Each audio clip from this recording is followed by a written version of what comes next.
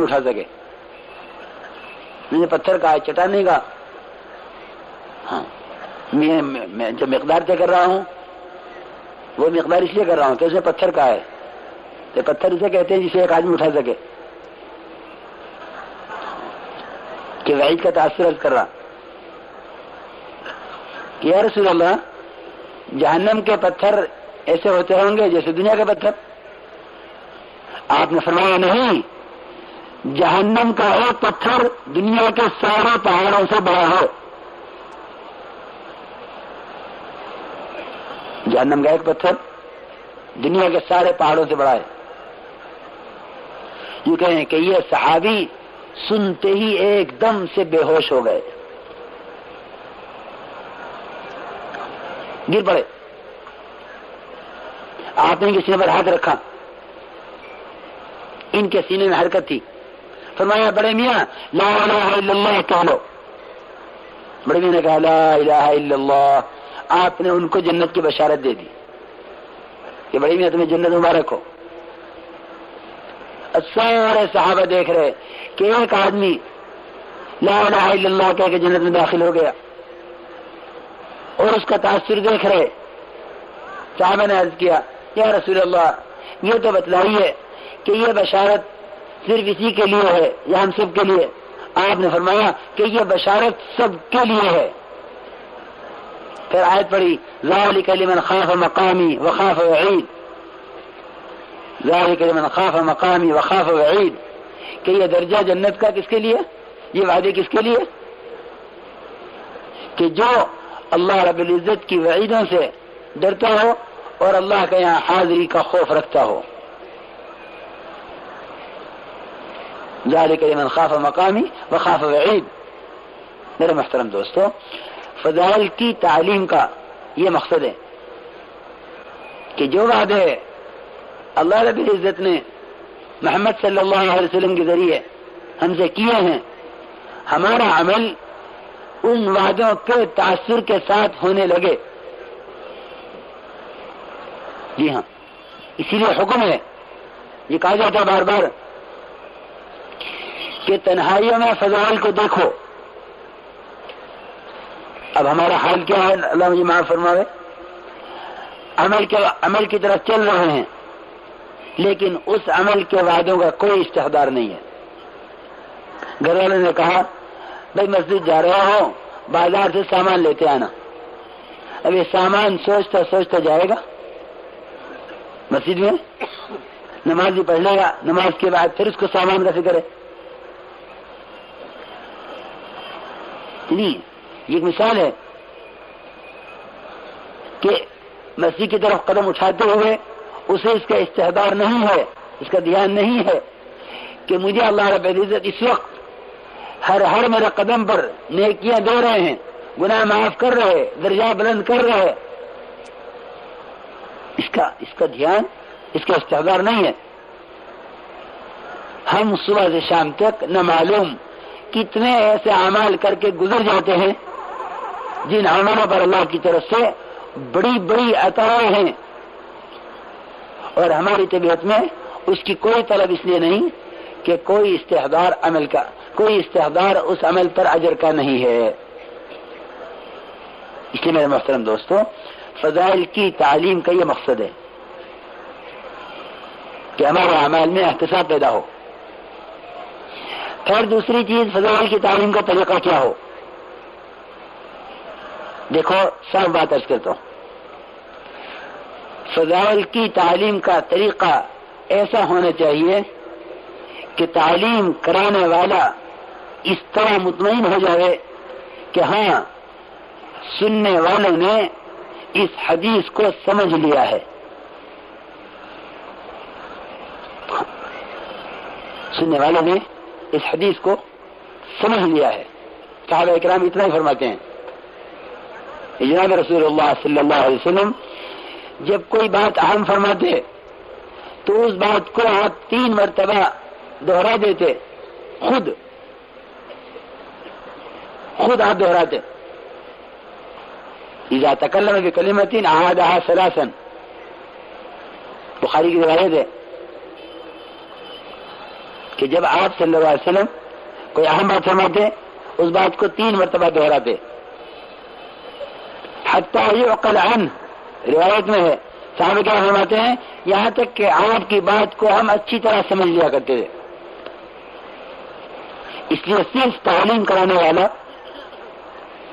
ایک روایت کو پڑھا اس نے خود ہی پڑھنے والے کا اندازہ ہو جاتا ہے کہ نہیں مجمع نے سنا نہیں ہے۔ اس لیے یہ مناسب ہے کہ ایک حدیث کو 1 بار 2 بار ضرورت پیش آوے 3 بار پڑھ لیا جائے، اور پڑھنے کا انداز یوں کہیں کہ اس کے پڑھنے کا انداز تلقینی ہونا چاہیے۔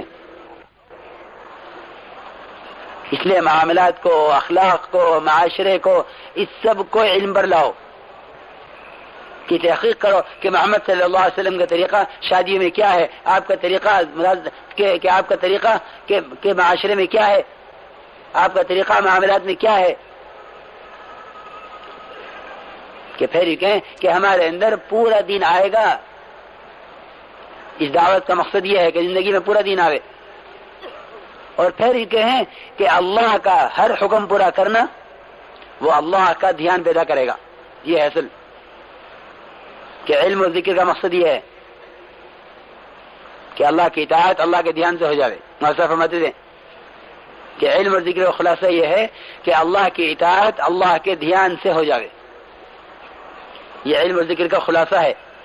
یہ کیا وقت ہو گیا؟ کیا وقت کتنے شروع ہو گئی؟ کتنی دیر ہوئی؟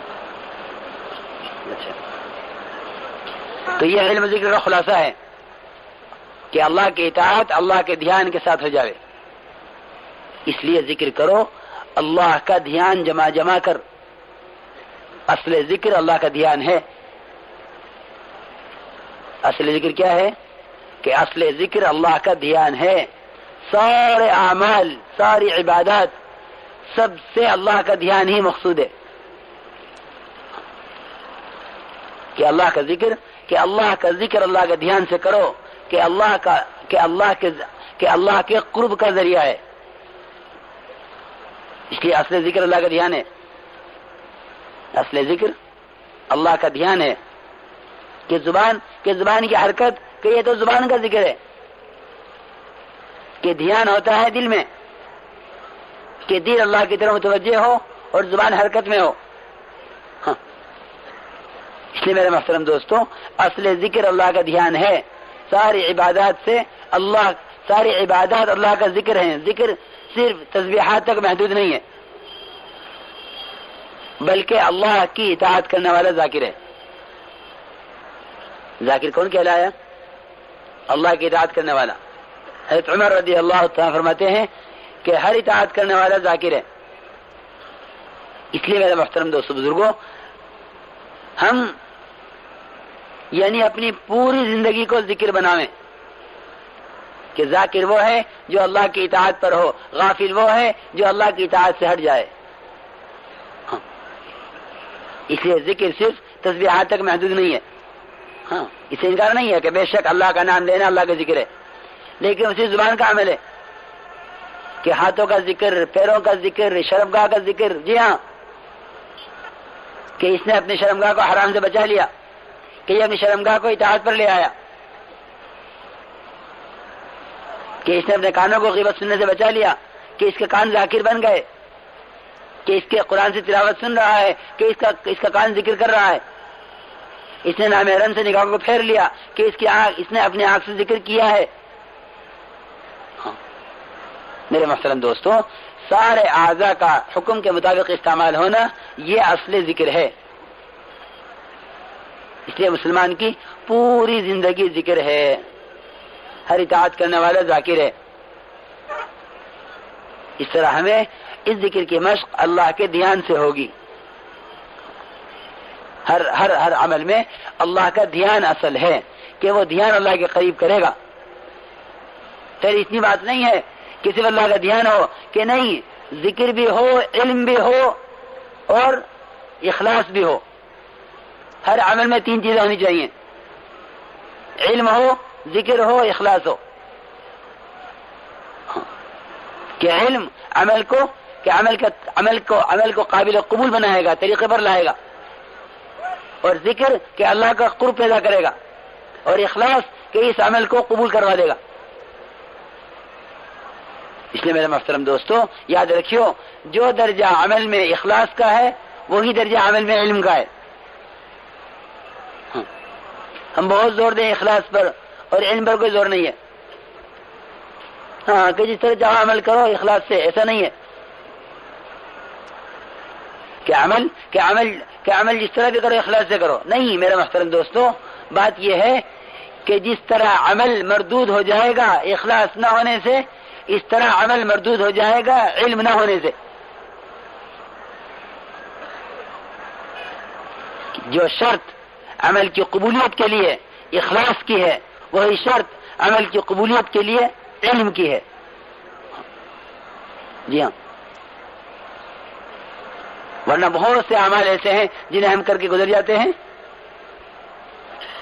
بہت سے اعمال ایسے ہیں جنہیں ہم کر کے گزر جاتے ہیں اور بظاہر ہم مخلص ہیں، لیکن میں صاف عرض کرتا ہوں کہ عمل صرف اخلاص سے قبول نہیں ہوگا جب تک وہ طریقے پر نہ ہو۔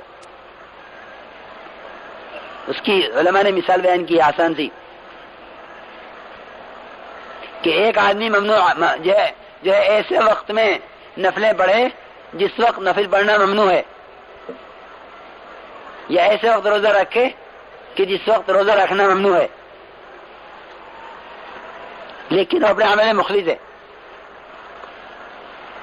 کہ اس کے اخلاص میں دو رائے نہیں ہیں، بے شک یہ مخلص ہے مگر اس کا عمل قبول نہیں ہے کیونکہ علم کے خلاف ہے۔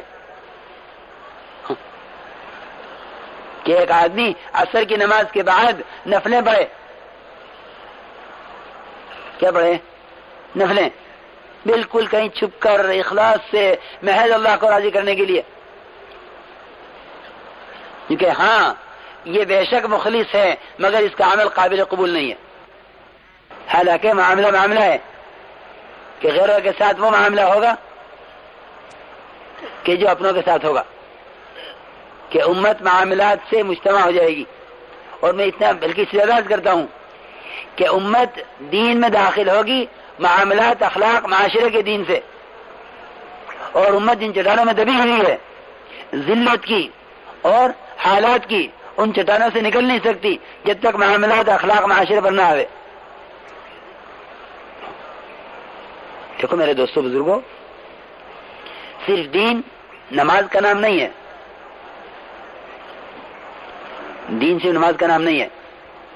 امام غزالی رحمۃ اللہ علیہ نے پڑوسیوں کے حقوق کو بھی عبادت میں داخل کیا ہے۔ امام غزالی رحمۃ اللہ علیہ نے عبادت 10 چیزوں کو گنوایا ہے، جس میں سے ایک پڑوسیوں کے حقوق ہیں۔ 10 چیزیں عبادت گنوائی: نماز، روزہ، حج اور زکوٰۃ، ذکر اور تلاوت، دعوت کی محنت، جی ہاں اس کو بھی عبادت کہا ہے۔ پڑوسیوں کے حقوق، سنتوں کا اہتمام، اس سب کو 10 چیزوں کا عبادت قرار دیا ہے کہ ان 10 چیزوں کا عبادت قرار دیا ہے۔ اس لیے میرے محترم دوستو، امت جن مسائل میں پھنسی ہوئی ہے ان میں سے نکل نہیں سکتی جب تک یہ امت عبادت پر نہ آئے، یعنی معاملات اور اخلاق اور معاشرے پر بھی نہ آئے۔ اس وقت تک امت جن مسائل میں گری ہوئی ہے اس میں سے نکل نہیں سکتی۔ دیکھو وہ 3 آدمی جو غار میں پھنس گئے تھے اور غار کو چٹان نے بند کر دیا، ان کے لیے سوائے مر جانے کے کوئی راستہ نہیں تھا، لیکن ہر ایک نے اپنا عمل پیش کیا، ہر ایک نے اپنا عمل پیش کیا۔ اور عجیب بات یہ ہے کہ ان تینوں کا قصہ مشہور ہے، فضائلی کتابوں میں موجود ہے۔ ان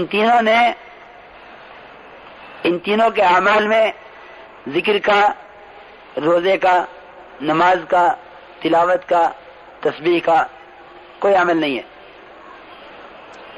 ان تینوں نے جو عمل پیش کیا اس وقت اس چٹان کو ہٹانے اور اس غار سے نکلنے اور جو ہے نجات پانے کا،